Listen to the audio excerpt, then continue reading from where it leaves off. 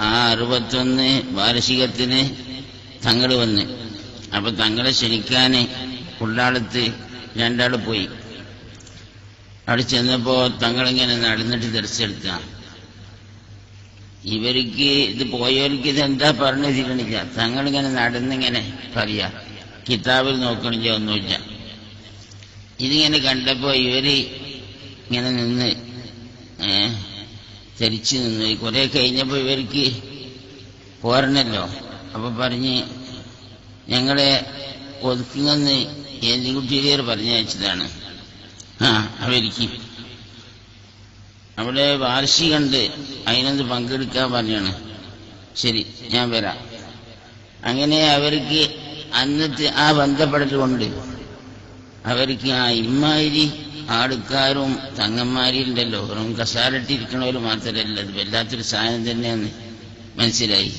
അന്നത്തെ കാലം മുതൽക്ക് തന്നെ തങ്ങള് വലിയ ഒരു വലിപ്പത്തരം. അപ്പോ ഈ ചുള്ളിക്കോട് പറഞ്ഞ കാര്യം ഉസ്താദന്മാരോടും അവർ കാര്യം വിട്ടുകൊടുക്കില്ല. ഒരിക്കൽ പറഞ്ഞ് കണ്ണിയത്ത് ഉസ്താദ് ഞാനും 3 ദിവസം തർക്കിച്ചു. ഒരു വിഷയത്തിൽ 3 ദിവസം തർക്കിച്ചു. 3-ാം ദിവസം രാത്രി വന്നിട്ട് എന്നോട് പറഞ്ഞു, തങ്ങളെ നിങ്ങൾ പറഞ്ഞതാ ശരി. പിറ്റേന്ന് ക്ലാസ്സിലും പറഞ്ഞു, നിങ്ങൾ പറഞ്ഞാ ശരി.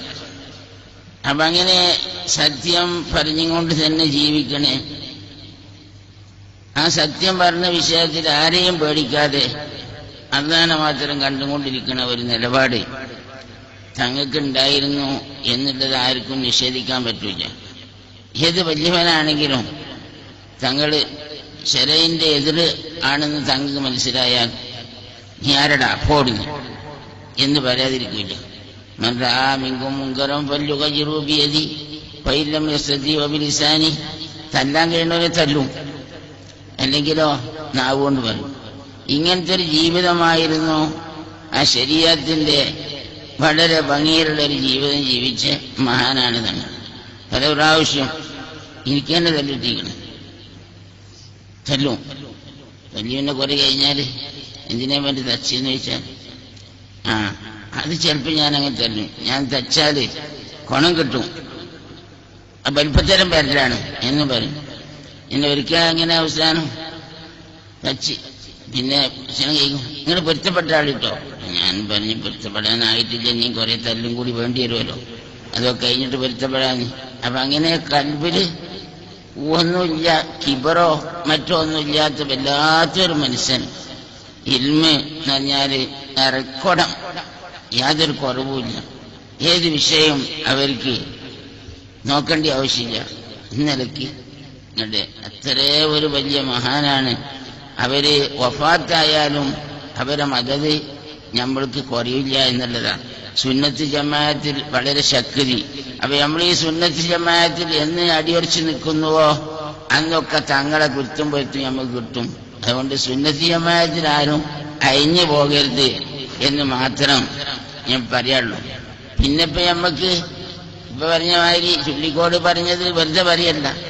ഈ വിഷയത്തിനൊക്കെ നമുക്ക് നേതൃത്വം നൽകാൻ ഉസ്താദുണ്ട്. ഉസ്താദിന് അല്ലാഹു ദീർഘായുസ് കൊടുക്കട്ടെ.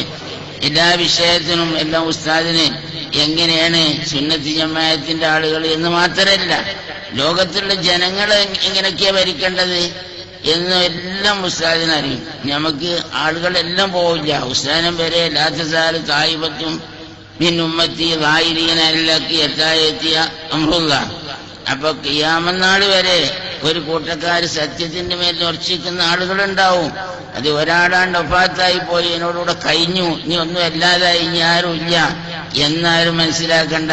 നമുക്ക് ഉസ്താദുണ്ട്, തങ്ങളെ മദത് നമുക്കുണ്ടാവും. അതുകൊണ്ട് തങ്ങൾ കാട്ടിത്തന്ന വഴി എന്ത് ചെയ്യാതെ അയ്യാതെ ആ ശക്തിയായ സുന്നത്ത് ജമാഅത്തിൽ അടിയുറച്ച് നിൽക്കാനേ നമുക്കെല്ലാം അല്ലാഹു തആല ഭാഗ്യം തരട്ടെ എന്ന് മാത്രം പറഞ്ഞ് ഉസ്താദ് പറഞ്ഞ് 2 വാക്ക് പറഞ്ഞു. അസ്സലാമു അലൈക്കും.